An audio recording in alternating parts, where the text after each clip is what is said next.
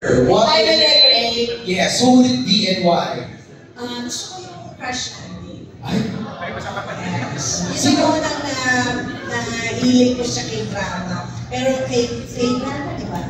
Pero tinigilan ko na rin po after. Kasi in 3 days, hindi na ako natulog. Kaya anak ko, tapos ko tulog. Natulog siya, natulog ka maingay. Sabi ko, Betty, tapos ko na. Wala nang sakto. Anak ko, madaling araw na silent. Kasi di ba binabasa mo lang naman yung subtitle. Oo, gabing-gabi na. Kaya sabi ko, hindi na pala marunong K-drama. Talagang maaalik ka talaga. So, ako ginawa ko, kaya kumanta na lang ako ng K-pop. So, BTS. Totoo yun! Di ba may dance moves pa? Pero, idol ko talaga lang. Crush ko siya ang lahat. Ang appreciate ko, higit ko. So, that's my inspiration. Thank you, Pichi. Meron bang magtatanong I crush you. June, nagtatanong ka? Okay, si June lang yung magtatanong ng question. Yeah, hi, Miss May. Sa wala. Ako, binati mo. No, Hindi, ibig sabihin. Tumipat ako. Ang buong ko.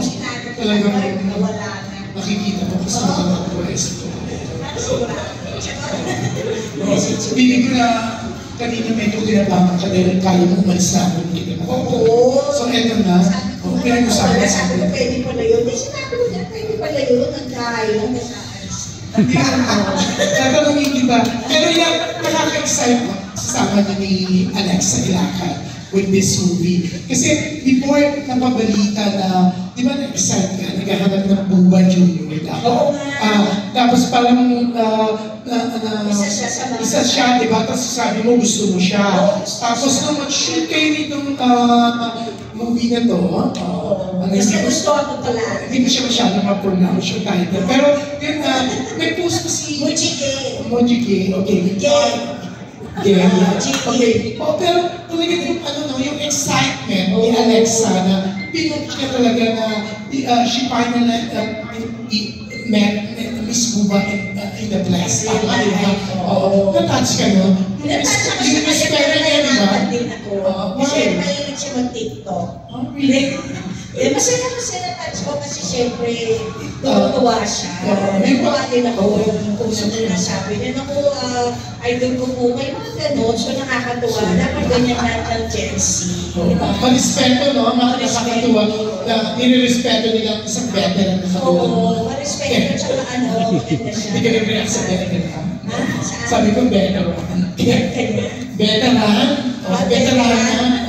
Parang nabibili na rin ako sa pagka-veteran ko. Ito kasi, dapat sa akin casual, no?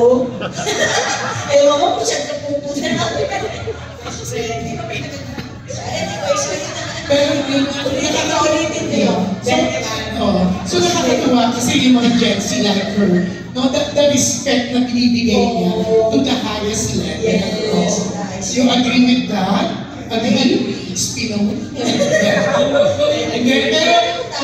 Pero ikaw, na-experience mo rin. Ito, alam ko, nagkukwentuhan tayo. Nag-ilas kasi kami, sabi niya, pupunta ako dahil kung nandun ka. So, pupunta siya dahil sa akin, Alexa. Kasi binola ko yung iba, sabi ko, pupunta ako dahil sa inyo. Kahit kay Richard Kwan yun ang sinabi. Alam ko yung sa akin sa gabi na. Ano kapalit ko yun? Siya na ang mujigay. Okay, ang ganda ng experience mo with Alexa. Si Alexa talagang super flex siya sa'yo, di ba? Pero may experience ka din sa iba.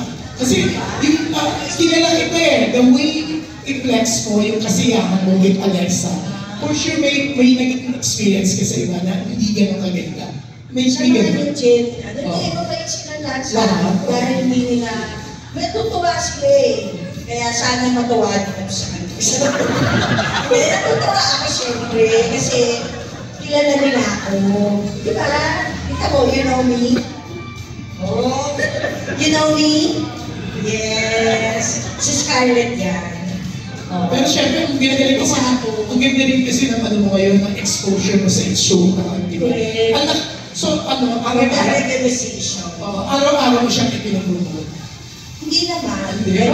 Kasi MWF na. Ah. MWF. So every time nandun ka sa show, So, hindi bumabagyo, walang makaatin, ako na lang yung naatin. Kasi doon ako nakatira sa tabi ng ABS. Yun na lang ka-local like lang po ako, host, judge, ganyan. So, awa ng Diyos, regular naman. Wow! Pero not every day, every other. Pero at least, no, hindi nawawala isang Rufa. Thank you. Kaya nandito na muna ako. Kung pwede ko regular, dito ko sa Showtime.